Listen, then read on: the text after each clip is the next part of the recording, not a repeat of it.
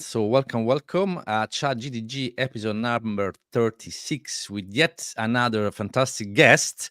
This time, this guest have been here one time, like years ago, 1.5 years back, roughly. Darinka, how are Hello, you? everyone, and very nice to meet you. And thanks, Stefano, for the invite. It's a pleasure to be at ChatGDG. Absolutely. So you've been, I think, episode number 3 or number 4. So we are 36 now. So yeah, quite a few months have gone by. So it will be, I think, so cool. First thing first, if you don't mind, to do a quick introduction on yourself, and then we will take it from there. Of course. I'm Darinka, as Stefano already introduced. I'm a product manager for the research publisher Frontiers. I am within the data and AI portfolio, and we are optimizing the research processes for scientific papers. And recently, as no surprise, I'm very interested in all the novel developments in AI and looking closely how to optimize our product management, how to make our processes better, but also how we can use to build better products. So yeah, that's a short intro. Okay, very cool. So let's try to go chronologically. So when I first interviewed you, you've been country hopping, you've been consulting for startups. Yeah, that's right. Now fast forward to today, what you have been up to in this period. That's right, Stefano. I had my exploration phase where I was traveling in Asia. I was also collaborating with different startups there on various areas, of which some of them were user research and discovery, product discovery. And fast forward now, I am deep diving into a more visionary product, which is a platform that is helping scientists to research better or publish their research faster and more optimized. And if you want me to share what I actually work on or what is our use case, Absolutely, please do. we are leveraging different AI models to optimize our data of various different sources. So we have, as you could imagine, as we are a research platform, we have different sources of data.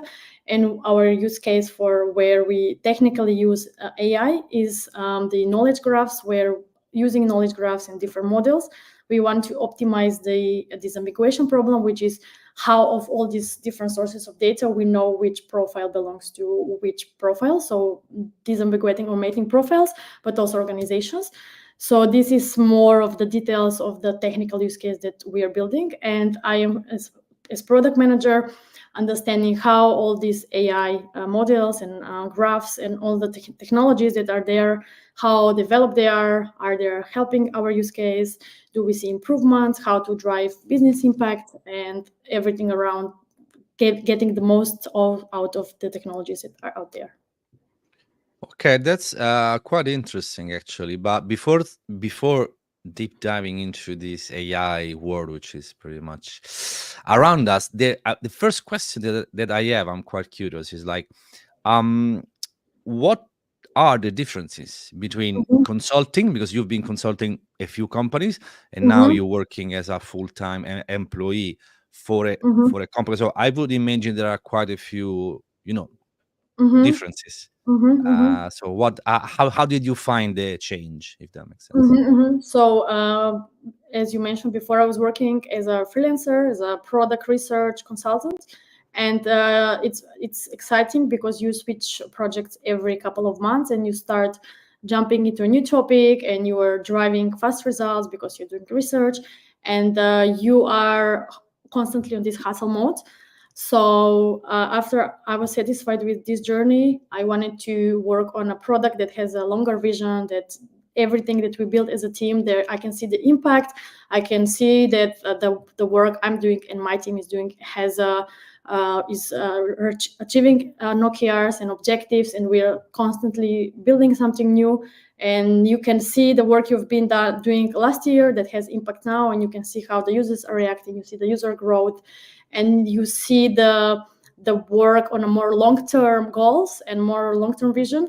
And being product manager, this it's very satisfactory. So it was a very smooth change, and I am enjoying this journey now because the use case we're building has such an impact of the business, and the business we're doing is helping scientists publish their papers better and faster, and research insights are out there because we are also open access. So this is something which is very satisfactory, and I am enjoying this journey so far. Yes. Okay, that's very interesting, right? Because you've clearly by consulting quite a few companies, few months, and then you were jumping on. I think that allow you to gather experience, right? Because there is nothing better, let's put it that way, to see different things.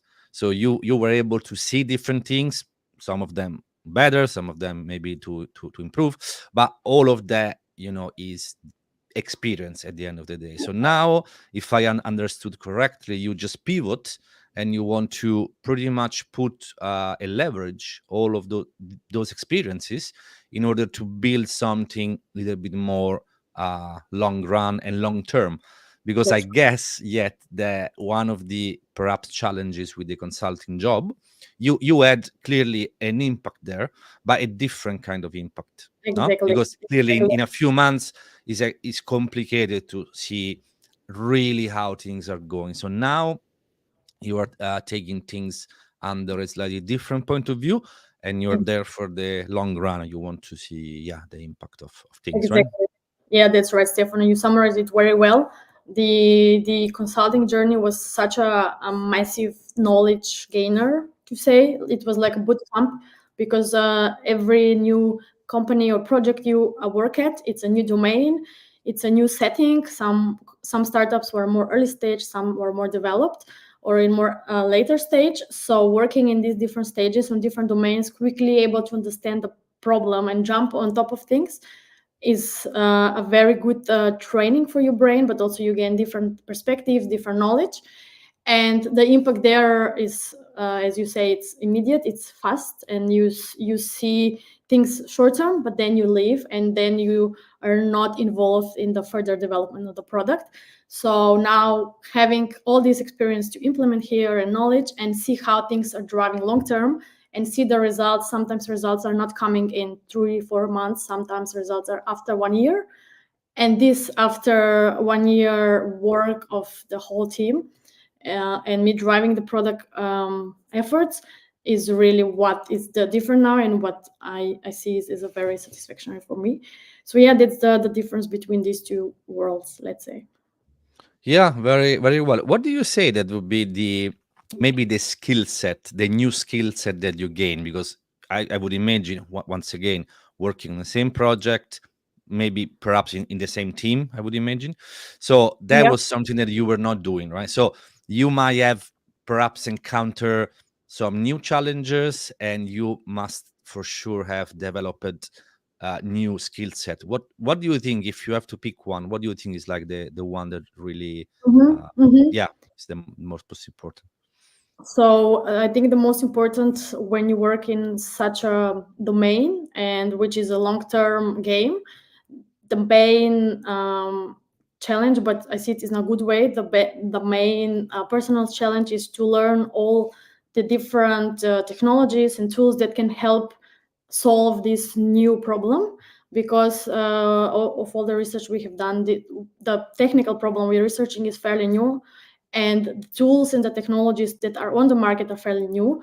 So researching and testing and pivoting all these new technologies that can help us is maybe something which the perspective I had in startups. So launching, testing, get fast results, implementing something new. So this knowledge, it's now here, but in different domain, in different complexity, in different technical challenge. And being able to see this from product perspective and drive forward is, I would say, the main challenge. As I see it as a positive challenge, because the level of learning here, it's very high, and you can learn this level of AI and machine learning and all these different models the best when you actually have example, when you actually test it on real data, when you actually still see results. So this is what I would say is the best or the most exciting part. That's pretty interesting. So you had to upskill yourself. I mean, literally, right? And also, this is Literally. almost a blank canvas. So there is a lot to explore, to try different things, fail, Yes. because failing is great, right? Because when you fail, you just gain more experience and just push through, which is Exactly. pretty cool. Nice. Okay, I'm very Yes. happy to hear that. Another question, right? So what's the, because I'm a big fan of teams, structure and whatnot. Can you share what is your current structure? How many people? What are the different roles? What the Mhm, different mhm, skill mhm, sets? mhm, mhm, mhm. So we are, because we are an established company, very established research company for the market, more than 10 years, Frontiers. We are separated or organized in different departments. And of course, I'm with the technology department. Each department has their own portfolio or value stream, which contributes to each business area. And then within this portfolio, we have separate data products that are focused on separate use case. And in my use case, or in the use case or the value stream that we are working or is out of 3 teams, of which I am just focused on one use case, the one that I mentioned with disambiguation and improving the internal data for the researchers. And because we are a very data heavy and machine learning heavy team, most of our engineers are data engineers. We have a data analyst, data scientist, and software engineer to help with the supporting elements of the infrastructure. So, and we have technical lead, product manager, and then this would be on like the lower level how my team is structured. So like around 6 people ish. A bit more, 7, 8 people, yes. 7 people, okay, which is still a pretty lean squad. So, we are very Scrum oriented. Yes, we use Scrum Right. and we So Scrum follow it structure. Yes. gotcha. So with that amount of people, I would imagine that all the ceremonies fly quite smooth, right? Because there are not that many people, so the stand ups or the refinement sessions should be quite smooth, I would They are imagine. very smooth because the team is very stable for very long years. We are very well bonded with each other. We know how the communications work, how to approach a problem. We have a very smooth Scrum process. So even if Mm. there's any challenge, we jump on it, we solve it. So all the ceremonies are working very smoothly, and yeah, so far no major bottlenecks. Okay, pretty good. So another question, like because I see people, out there, especially younger people, because I collaborate with universities in London, especially people that are studying what computer science or even something else. They might have an idea about Mm-hmm, what the role of a software engineer here, or maybe a data engineer. Maybe they don't know the details, but at the end of mm-hmm, the day, you just write code, you do make things work. Okay, fine. mm-hmm, What I saw quite often happen that many of them, they struggle to understand the concept of a product manager. So mm-hmm, product manager is something for someone who's now been in the industry, let's put it that way. Something maybe is a little bit more difficult to get. So how would you explain, in a nutshell, what's the role of a product manager? So what is your role? I'm a software engineer. I write code. I get my ticket. I get it mm-hmm. done. What what the product manager does? Like, what's the difference kind of Mhm, skill mhm, set? mhm, mhm.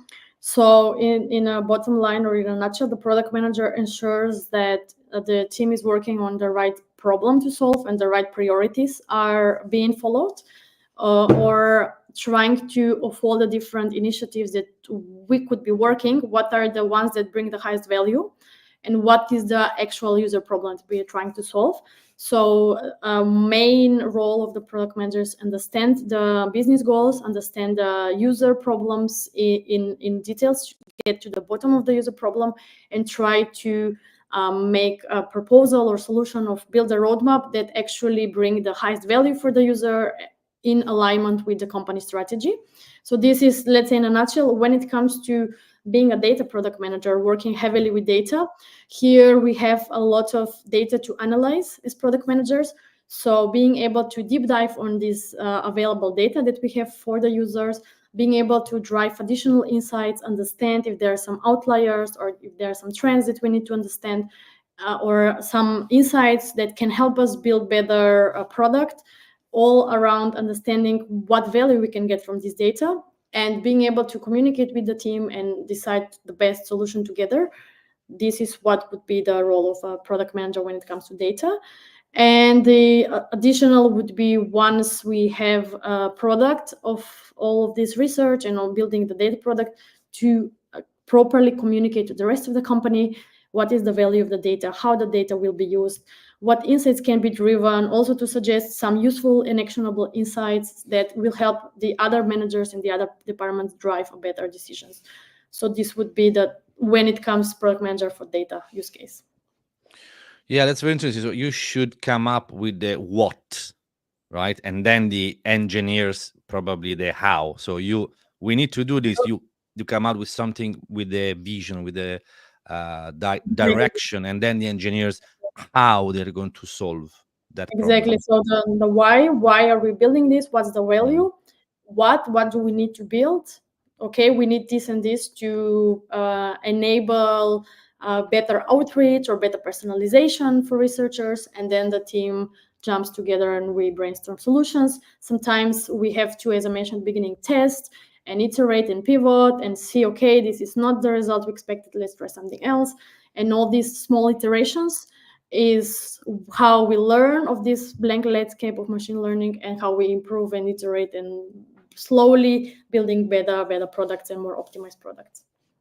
There is a lot of experiments going on, right? You need to Right. experiment a lot with many different things and try to find the way, pretty much. Try to find your way. Exactly. Okay, Pretty much right. brilliant. Yes. Exactly. So am I correct in saying that, probably one of the biggest challenge for your role? Yeah, of course, you need to communicate with the team. There is always a over communication. Try to get these decisions. I mean, together with the team. But then you are also the one. So your role is pretty much between the team and the stakeholders, right? Because I think that you have to deal a lot with the stakeholders. So as a challenge, also that there is this big skill set which is stakeholder management, which is sometimes it's easy, sometimes it's like little bit less easy. You need to convince people. You need to, That's right. Yes. if you think that that's the right path, you need to have buy-in Exactly. Exactly. from the people. Is there something that you encounter also in your previous consulting experience, or maybe this in this case this changed a little bit?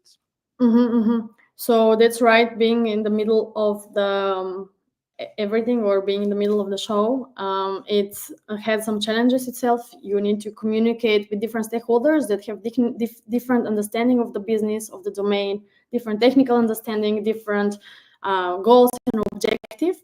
And the product manager needs to communicate across departments, across different roles, and of course to get buy-in for what we are building and why we are building. So there's a lot of very good and very transparent communication that needs to happen. And I think after so many years of experience and having been consultant, I have reached a level where this is not a challenge anymore. So I think for Nice. now, being able to communicate towards different stakeholders, it's something that I've been practicing and it's going good so far, I would say. But before, especially at the start of my career, especially because I have technical background, so stakeholder communication was not something I've practiced, not my strong suit. Mm. So at the beginning, it was a lot of, let's say, trial and error, and a lot of potential. There was a lot of opportunities for potential miscommunication, for potential conflict that I had to learn on the way. They're learning by doing, how to better communicate and how to better manage the different stakeholders, better alignment between stakeholders. So yeah, as a product manager, it comes with a lot of good and structured communication. So soft skills, those are so important in general, but especially for this role. If you don't practice and if you don't improve your soft skills, it's a little bit of a challenge, I guess, right? yes, I would say communication, but also being able to understand people, understand the different point of view, different perspective, being able to I don't know, balance the ball and being able to communicate right when maybe there's a conflict or maybe there's a different understanding or misunderstanding. This is all, I would say, communication and people skills, and how to, out of this, let's say, miscommunication, how to make the best out of it and clarify and being transparent and, yeah, share the best, what would be the best outcome or the best solution. 100%. Yeah, 100%. Another question. This is more of a curiosity of mine. Let's put it that way. How busy is your calendar? Because I've seen the calendar of some of our product managers, and it's pretty much meeting after meeting, non-stop. Is something similar, or you've got Yeah. you? Yeah. So Okay. normally the calendar is very busy, Mm, but we try to have it more optimized. And if something doesn't need to be meeting, if this could have been an email kind of thing, if you've read it, mm, we try that it's an email or a message. We try to communicate asynchronous, and then mm, if there's a need for meeting, only then we schedule meetings. So I think there were a lot of efforts to improve the collaboration and communication, and right now currently our communication has been improved, so now the meeting is not full, the meeting calendar is not full every day mm. back to back. There's some space for actual focus work as well. Yeah. Exactly, because at the end of the day, meeting after meeting, but at some point, right, you have Yeah. to quote unquote do some work. What do I mean by that? Some more You focus need to work. have some focused. So you are able now. You reach a point where you can block a few Yes. hours here and there for focus Some time. focus work, absolutely, yes. And I believe this is very important as product manager, because the actual work that we have to do requires focus time, requires some Mm, thinking, some connecting the dots, and it's not just meeting, it's the actual work that needs to be done. And that's very interesting that you mentioned, because I believe there's a misconceptions about product management, that is just being on meetings and just communicating. It's not just that. This is one part. mm. Actually, there's an actual focus work and a lot of thinking that needs to be done to actually create the best possible solution and prioritize better and plan ahead, plan the roadmap. So there's a lot of focus work that needs to be done as well. Yeah, absolutely. And also, maybe not of all of them, but some of these meetings need to be prepped, right? Especially when you need, I guess, to communicate, do a presentation to the senior stakeholders. You need to have some time in order to, put the Exactly. presentation together. So there has to be some focus going There there. has That's right. You need to, depending on whoever you're presenting, the focus, the details you need to put, you need to properly prepare with a Mm, lot of data, because we work in data. yeah. So there's a lot of evidence-based presentations, a lot of data, a lot of insights, and that needs to be properly prepared. Yes. Yeah. So now another question is like, so when you were consulting as a consultant, right? Your main focus was like, I quote unquote jump from one company and to the other, try to help there, and then jump to the next project. So was a little bit more of a that kind of thing. Now that you join a more established company, bigger company with a clear project, clear way forward, as a permanent employee now, career wise, right? Because Mm-hmm. one of the let's say one of the benefits, right, of being a perm employee compared to a contractor or consultant, call it how you want, is the possibility to then, let's say, climb the ladder, like how people say, Mm-hmm. right?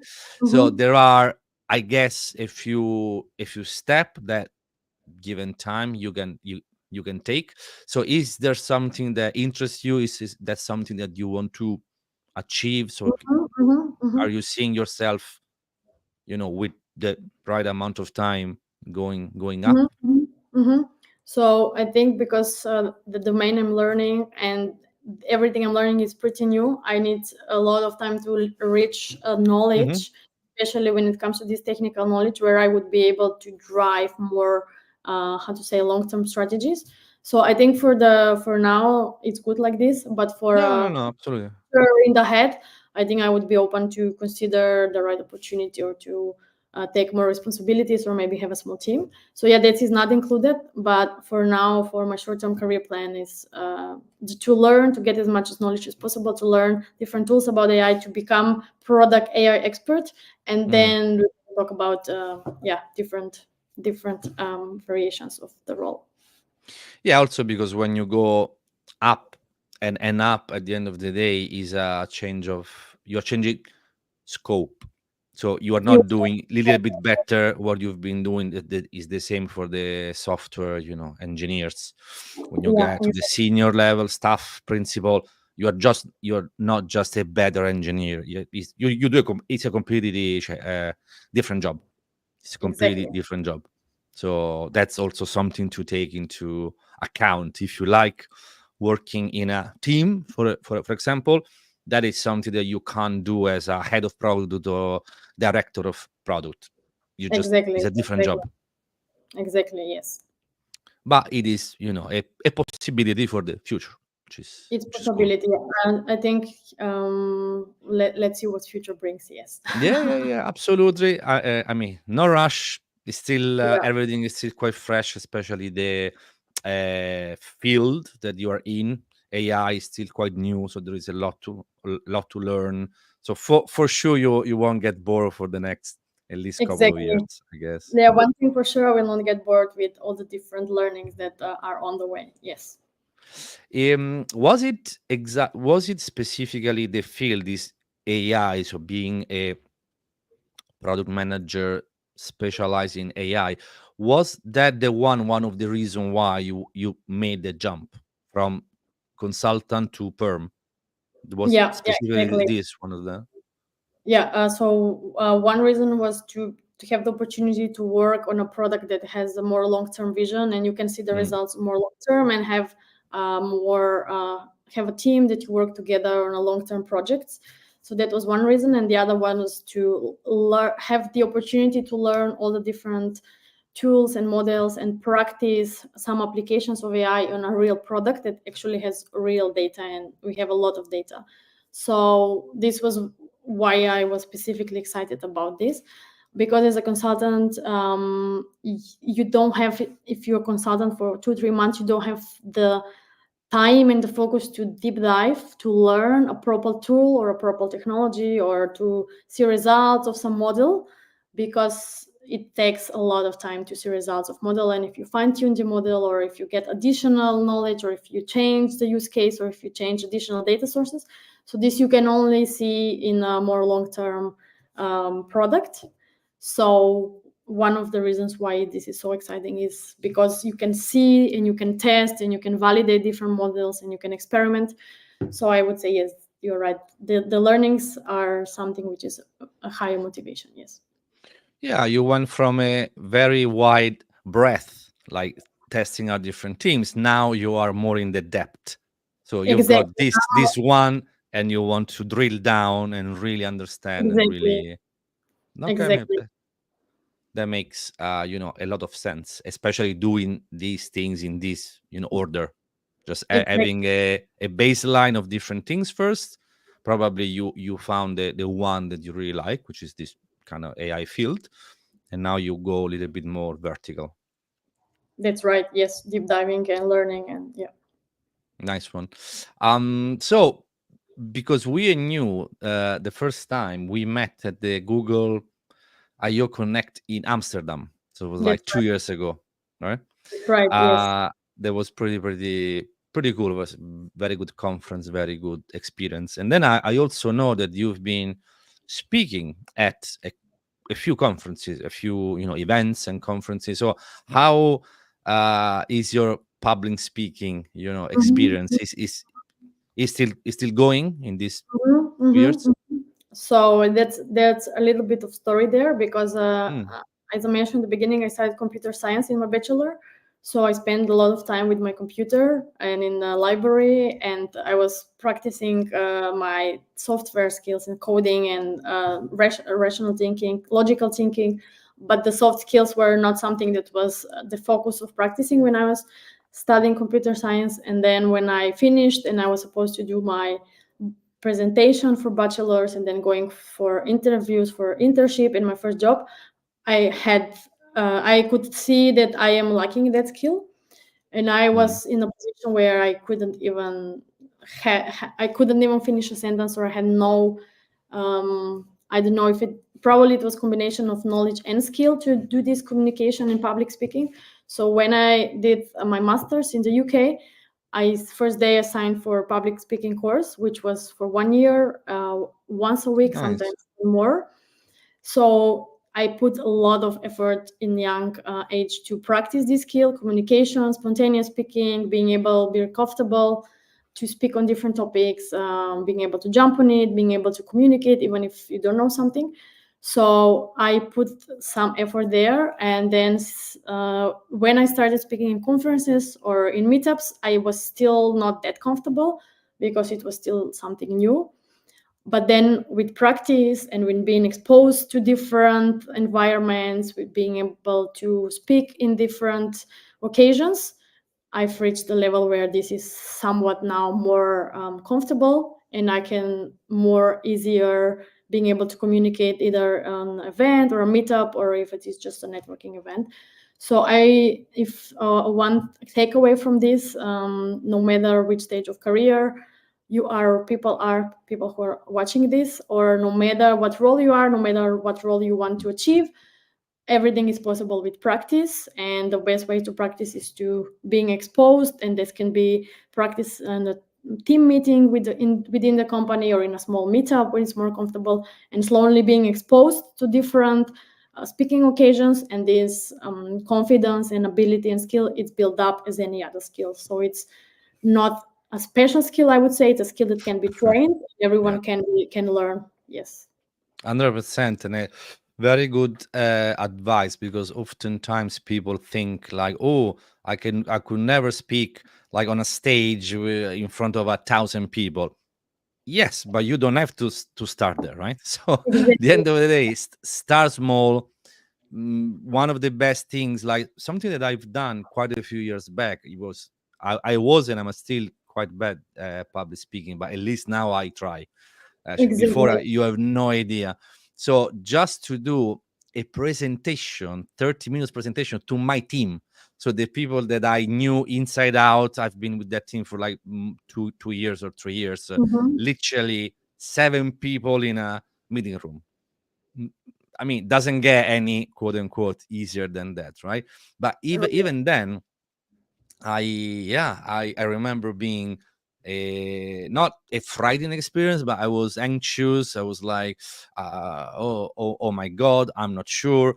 And those were the people that I've been working day in day out for a few years, right? So start small. There are very small, meetups, even 10, 20 people. So start small, build that confidence, be uncomfortable, because if you're uncomfortable means that you are growing, which when you're doing that suck a bit, right? Because you have this feeling, but at the end of the day that will pay dividends down the line, because you're really really growing. And as you said, you want to put yourself out there, up for a challenge. It will not Exactly. always go well, but I mean that's fine, that's Yeah. part of Yeah. the journey, right? Exactly. I've had some events or meetups which were not the best, let's say, and I was I don't know, shaking, or my voice was Mm, getting like cramped, and I was like, oh, I need to start over now. And I said, okay, I'm starting over. mm, And then over time, this has improved. Or even if you forget something, or you get stuck, I mm. think everyone understands, and just starting over or starts a new sentence or a new paragraph, it's a way to go. So it is a learning journey, and it's a growth journey, and it might not be comfortable at the beginning, but as you said, it pays dividends long term, and it's very worth it. Because yeah, I think being able to communicate on stage, but also outside of stage with people, with in conferences, in networking, with your team, with your stakeholders, especially for product management, is a very good skill. So I think practicing public speaking doesn't improve just public speaking, but also communication skills in general. And I think it's definitely worth practicing for more or less all roles and across all the different levels of the hierarchy. 100%. You don't have to become a public speaker, right? So you don't necessarily to earn your salary by public speaking, but if you do that every now and then, that will really help you in your day-to-day work. So Absolutely. 100%. There has been any particularly interesting conference that you've attended in the Mm-hmm. past months or years? So I've attended a couple of data-focused and AI-focused conferences in Berlin because, I don't know if I mentioned in the beginning, I'm based in Berlin, and there are a lot of vibrant Mm. community, tech community in general, startup and founders community. So there are a lot of events that are being organized, and a lot of companies are nowadays supporting from the big names. Also, Google is organizing a lot of events in Berlin in their office. Some Nice. companies like Zalando or Just Eat or N26, and every company is supporting the building of community and the events. There are also a lot of NGOs or organizations for product managers that are organizing this. So it's a boiling community, I would say. If someone wants to learn, it's just available. The knowledge is there, and you can just deep dive on it and learn as much as you want to go deep. Yes. Yeah, exactly. But Berlin is pretty cool, I think, under this point of view. As you know, probably I must have said that already. I lived there for a brief amount of time, for a few months. Ages ago, it was like back in 2012, 2013. So like long time ago. But even back then, it was really cool. Like many startups there, many tech companies was becoming when Berlin was cheap. When Berlin was cheap, right now is very expensive. But during those times were really quite cheap. So many companies there, an international city. So this kind of there is also always this kind of vibe, interesting vibe of conference and things that just happen. So yeah, also very good for you that you are based in a very lively and vibrant and techy city. So I think there are quite a few opportunities there. And speaking of that, I think because you told me that you might have what's the word? You might have sent a CFP for a very specific topic, right? Because people think AI, product management, but Mm-hmm. no, what was this Mm-hmm. more a very specific topic that you've sent a CFP for? So yeah, just to give some context, there is a very how to say curated small amount of people product conference that happened in Berlin this weekend, and we were there was the opportunity to submit a talk that people would vote, and the top, I don't know, 5 or 6 talks would be presented on the conference. And I was, of course, thinking to submit AI topic and product discovery topic because this is trending. But I also had the idea, okay, I want to talk about something which is not that much in the hype, which is mental health and mindfulness, especially for busy professionals, including product managers. So I decided to submit such something different, and surprisingly, it got top votes. So it was voted the most topic, and this just gave me the awareness that mental health, mindfulness, and being how important it is to take of our mental health is a topic which it's maybe starting to talk about, but it's not in the focus. But people actually need it, especially in a very fast-paced environments like tech and AI, especially in roles like leadership role or a product manager role where there's a lot going on. And yeah, this was just a small, I don't know, proof that okay, this topic is in rising, and people want to learn, people want to manage themselves better, want to feel better, want to be more productive. So yes, this I would start preparing the talk in the next days. And yeah, I'm happy to share the insights to you, Stefano, afterwards. That's very interesting, right? Because people might think, yeah, sure. I mean, clearly, AI is around us, so it's not that difficult to find a conference with quite a few AI talks. So that's the reality Exactly. of things. But to just realize that the talk that you submitted was very different. So about something which is probably underrated, like mental health and mindfulness and awareness, right?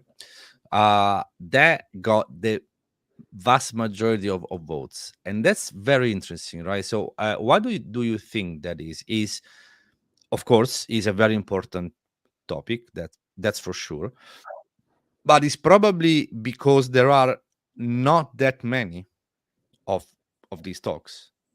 So this can be Exactly. a reason why. So it's a very scarce in terms of there are not that many, so it's very difficult to find topics Exactly. like this being discussed at Exactly. conference. So maybe people, as soon as people saw that like a unicorn, it's like, oh, wow, I want to hear more. That was Exactly. probably. Exactly. I think in place, a big place, big city, large city like Berlin, and there's so much going on. And when most of the, especially in startup environment, it's a fast-paced environment. There's a lot of pressure. There's a lot going on. So I think from this experience, people are so, and also Berlin attracts the most smart and the most ambitious people in the world. The level of smartness I've seen in Berlin, I've not seen in other places. So such environment, which is a lot of drive and a lot of focus on professional excellence, has kind of put people in this, how to say, wheel that Mm, people don't think or don't have time to stop and say, okay, I feel burnout, or I feel tired today, or I need to take afternoon off because I don't feel well. And they just keep going. And then at the end, I know a lot of taboo topics about burnout and about not being fully focused, or about the taboo topic that you should not take off for mental break, or a lot around these taboo topics. And people end up in a dead end, in a burnout. So probably most of the people who vote for it in some point in their life had felt this, and probably, this is my assumption, they didn't feel comfortable talking about it in the company, but maybe also personally out of company, or maybe they're not aware. So there's a lot of going on in this topic that I got inspired. Okay, let's talk about it. Let's start opening. Let's start maybe just giving people opportunity to speak up, to say they need help, or to say they need a break, and to make normal that, okay, if I am tired, or if I am I've worked too much the last 2 weeks, I need a break, that should be normal, and that should be recommended, it's stimulated, and not shame that, okay, I'm taking off today because mm, I'm not feeling well. If you're not feeling well, take a break, refresh yourself, do sports, go in the nature, give yourself, your brain, your mind a rest, and then the next day you'll be more productive, because the level of um, calmness you feel, you will be more productive the next day, instead of just keep working. And I think this is a combination of people not feeling comfortable doing it, companies not supporting it, and people not aware that they need a break. So this could be all the different factors that contribute to this. yeah, 100%. I think that there is a weird sense of guilt, that people feel guilty, like, why I can't push like other people, why I can't, no, and that's why they want to push through. But sometimes, unfortunately, the end result is the complete opposite because at the end of the Exactly. day, it is like the lack of I don't know, sleep. If you don't sleep, you can work more hours, yeah, sure, but if you don't sleep for 1 day or 2 days in a row, then that productivity goes downhill. Is Exactly. absolutely that the concept. So are you also giving? I would imagine that you talk about you know few of these things during your talk, but are you also going to give some actionable Mm-hmm. things Yeah. that people can do in terms of first in first, and you said something very, very important, to be aware, because awareness is key. So you cannot fight anything if you don't even know that that thing is there. So Exactly. how can I be, aware, like, hey, no, sorry, even better, how can I, in your opinion, do a sanity check, like how, stress am I, how, if I'm close to being burnout, is Mm-hmm, there, mm-hmm, anything mm-hmm. specific that you would advise? Exactly. So exactly, I think being aware that something is changing in your body is first step, and this starts with yourself. You cannot blame your manager. You cannot blame the culture. You cannot blame your family. It starts with yourself, and I think by the how we were raised and by the society to always keep going, to always hustling, we are not aware ourselves. We are just keep hustling, providing for the family, being the best and stuff like this, and we are just kind of blindfolded by this. I don't know what is a desire or how we were Mhm. raised or society pressure, society norms, Mm. and it takes, I don't know, a lot of self-awareness or you to hit a wall where you decide, okay, I need a break. So first step is to understand for yourself that there's changes in the body. You mentioned the sleep. If something happens that you cannot sleep for many nights in a row, or not in a row but in a specific certain time, or I can tell this from personal experience because 2 years ago I had close to burnout, Mhm. um, an ability to focus on a meeting. So before, if I could manage to focus on 45-minute meeting and take all the notes and being able to have actionable user story from it, I've noticed that I cannot focus for more than 2 minutes. So I would lose the focus. Then I check my notes. It doesn't make sense what I wrote. Mm. Someone could call even my name, and I'm on the meeting, I'm listening, but I'm not actually listening because I don't know what the question was. Then combined with loss of appetite or loss of motivation to exercise, lost motivation to actually jump on meeting or do an actual more focused work, all this combination of things are sign that there's changes in the body, in the mind, changes in focus, and this is most probably a sign of something off going, which could be and most probably is burnout. And if we are aware to catch this in early stage, it can be easily prevented with just have a 2 or 3 days off from screen, from the daily work, and just being in the nature, doing sports, doing some meditation, doing some yoga or some other mindfulness activity could help us be back. But if we don't do this and keep going and we just push ourselves, the burnout could come in a very severe stage where we Mm. might need more time to recover.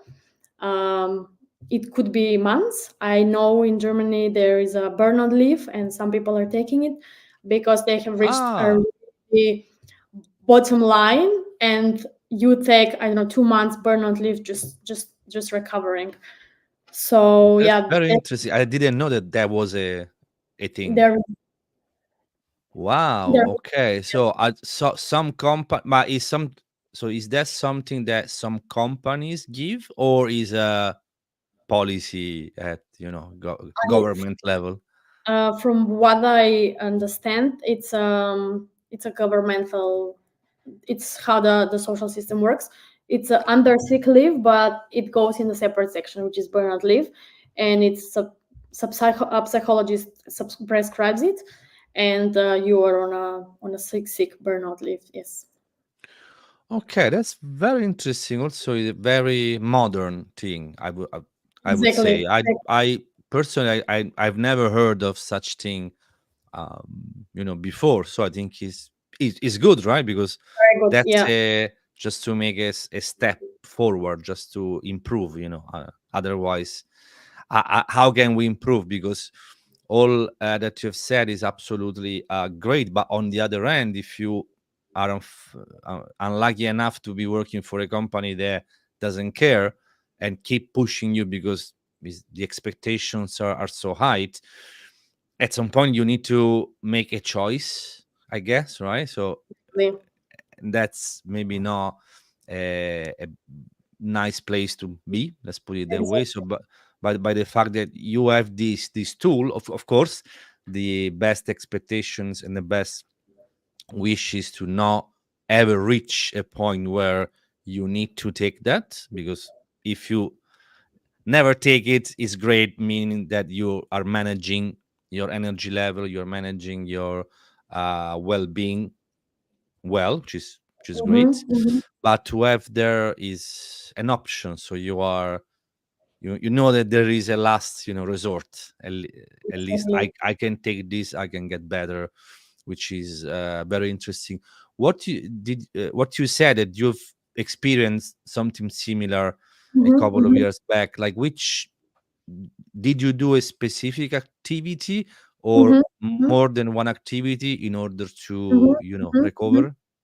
So back then, the I was also from the unaware ones that it's Mm, what is burnout, and I would just keep going. But then the level of me not being able to focus on meetings, or the level of lack of motivation, I had to work, but also do a workout, do learn a language, or even motivation to go out with friends was so low. And I am not, as you know me, not such a person. I'm super energetic, yeah. jumping on things straight away, doing three things, I don't know, three different new things a week or a month. So I know, since I am in this slow lane and I have really struggling to even do something for work and outside work, I knew, okay, this is not me, something must be off. And I said, okay, let's figure it out. And the concept of meditation was very foreign to me at that time.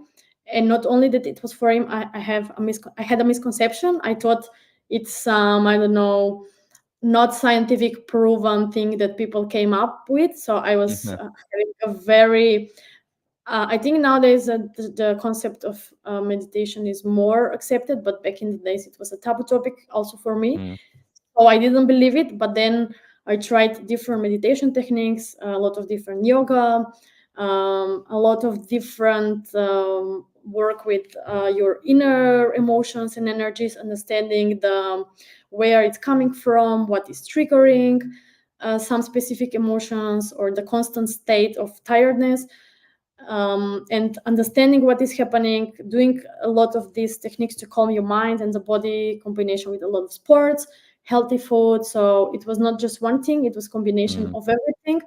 Prioritizing rest and mental health, and sport was my number one priority. Also, I had a lot of traveling. That's when ah, after some months of traveling, so I was doing something completely different that I was doing before, and my brain had the opportunity to rewire, to refresh during my travels. Because it was in Southeast Asia, I also visited a lot of Buddhist temples. I tried to understand some of their values. I attended some ceremonies. I was basically having this humbling experience and getting down to earth and understand what really matters to you, what are your values, be more satisfied with yourself, be more finding satisfaction within yourself, more intrinsic satisfaction, being satisfied with small things, that you don't need anything else. Everything you need to be calm is within yourself. mm, So shifting this perspective and having this change of priorities, of change of life goals maybe, or change of perspective about work and professional life and career has completely shifted for me. And I think it was a long journey to reach this level of clarity on mind, of super motivation, of being energetic every day, being motivated to jump on things, motivated to do sports, going out, work, try different things, jump on meetings, but also be in a very good mood, being able to be in a very good and calm mood when a conflict happens at work, you mm, are having a very clean perspective, clean mind. You don't get upset, you can communicate it clearly, you can resolve the situation better, you can think more creatively, you can come up with different and better solutions. So the creativity is also impacted to a better extent. Being able to absorb the pressure from different sides has also improved. So I think it was a good thing that I reached to this bottom line, that this I had this completely retransformation of my whole life, I would say, on both professional and personal level. And that's how I got motivated to say, hey people, let's take account, let's pay attention of our mental health, because the benefits, if we take care of our mental health, are just tremendous, or both on both personal and professional side. Very, very insightful. Thank you for sharing. And unfortunately, sometimes you need to hit rock bottom in order to press the reset button, right? Okay, Exactly. this is not going well. Let's rewire, let's reset, Let's let's re yeah. And also I'm agree a lot with what you said, specifically in terms of, at the end of the day, what you need is you already have it, right? So this is exactly. probably one of the most, the, the things that people misunderstand the most. People oftentimes try to seek something, external. Can Mm-hmm. be, I don't know, anything. But you just need to, quote unquote, just, it's not easy, but you need to understand, and you need to just gain the tools that help you discovering something that you are already have, if that makes sense. If you're able to do that, at the end of the day, you really don't need much external help in terms of tools or things, or it's quite easy to go the route of then alcohol and cigarettes and drugs, because at the end of the day, this is one of the palliatives, right? So but Yeah. if you're able to get the right tools, then you just leverage them, and at the end of the day, it's just you. Can be you Exactly. in a on top of a mountain. I mean, that's fine at the end of the Exactly. day. Yeah, Exactly. very, very well. So Yeah. what's we are almost at the end, but I wanted to ask you the last question. Like, what's next? Besides, of course, the talk that you're going to give very, very soon. But have you got any long-term project, any side thing, anything that you want to develop? Like, what's Mm-hmm. Mm-hmm. what's next? So, on professional level, my goal is to keep learning, keep the learning journey what I've started, because I believe what I learn now and what I'm practicing now, this knowledge is gold. It's very unique, and it brings a lot of value. So, on professional level, I am pretty satisfied to go on this learning track and growth track. I am pretty satisfied. On personal level, I am planning another of my trips. Ah, So nice. this I explored Asia for 6 months. Now next in the line is Africa. So I am Cool. planning to go to country hopping for a couple of weeks in this winter, and yeah, it's going to be exciting as last time. So this is my next how to say exciting thing on personal level. And then something which was my desire to share my personal journey of how I overcome some tough times and challenges, almost burnout, to reach this level of super satisfaction and high energy. So this is something I don't have a plan, but it's something I want to share. And Mm, it could be just I don't know, a webinar or a blog to just raise awareness. It could be just LinkedIn post, could be just talk with people and share. mm. And it starts first with the conference next week. So these are the two tracks on Very nice. like mixed personal professional level. So the conference can be the stepping stone, and then you can build on there, because you will meet people are gonna give you feedback, and then you can iterate, and yeah, try to do something with that, which is pretty a very nice goal, right? Because you've been through something, so why don't you overcome it? So why don't you share this with other people? This is pretty cool. Have you Exactly. already have a itinerary on Africa? Do you already I know I where to go? something it's not done yet. It's Mm, Kenya, Tanzania, South Africa, and maybe Namibia. So these are in the game. mm, I am doing more tour research because it's yeah. Africa. It's not as safe in Asia, and Yep. Of I'm course. coordinating different stakeholders, different friends who are here or there, and yeah, I'm the Okay. product manager here as well, so I'm managing all this. So we are still on it. We are still cooking it, Okay. but there is something exciting coming up. Yes. Brilliant. That's something cool. That's something very, very cool. All right. So we are at the end. So thank you again for being, with us. Probably you're going to do it one every year, so we know, what No happened here. problem. This podcast will be the diary of your life. Of my whole life. Sounds good. Yes. I've never thought about it, but maybe I should do it. Yes. Yeah, right. So thank you. I think we covered quite a few topics. Actually, I think we were able to deep dive in a couple of them, especially I really appreciate the last part about all this mental health, because I think it's quite important. It's very underrated. So it was pretty good that we've been talking about that. Thanks Perfect. again, Darinka. So I leave you at your dinner, or I don't know, at your evening. And Mhm. yeah, I hope to see you soon, very, very soon. Okay. Hopefully at the next conference, maybe. Yeah, yeah. On the next conference or next meetup, the world is small, and I'm sure we meet again. And thank you again for the invite. Good luck with your GDG series. It's very good. I've watched some of them, so yeah, keep the great work. And yeah, see you around. Bye, Thank you. everyone. I appreciate that. Cheers, everyone. Cheers, Bye.